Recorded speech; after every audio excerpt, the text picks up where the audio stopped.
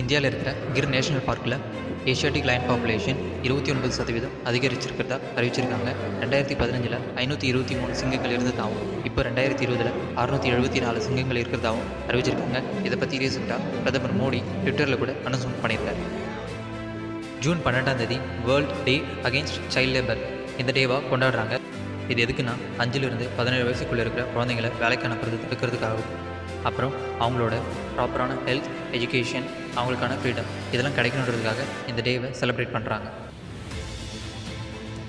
June 11 ministry of human resource development வந்து national institutional ranking framework இதை release பண்ணியிருக்காங்க. இது எதுக்குன்னா இந்தியாவில் இருக்கிற மொத்த எஜுகேஷனல் இன்ஸ்டிடியூஷன்ஸோட டாப் ரேங்கிங் வந்து இதில் ரிலீஸ் பண்ணுவாங்க. இதில் ஐஐடி மெட்ராஸ் முதலிடத்தை பிடிச்சிருக்கு. அதை தொடர்ந்து ஐஐசி பெங்களூர் 2வது இடத்தை பிடிச்சிருக்கு.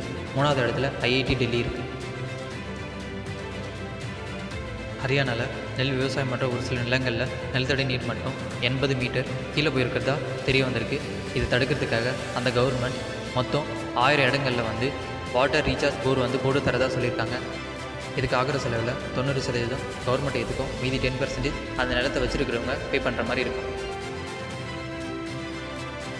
மத்திய பிரதேஷில் அந்த கவர்மெண்ட் ஜல் ஜீவன் மிஷன் அப்படின்ற திட்டத்தை அறிவிச்சிருக்காங்க. இந்த திட்டத்தோட மதிப்பு 1280 கோடி.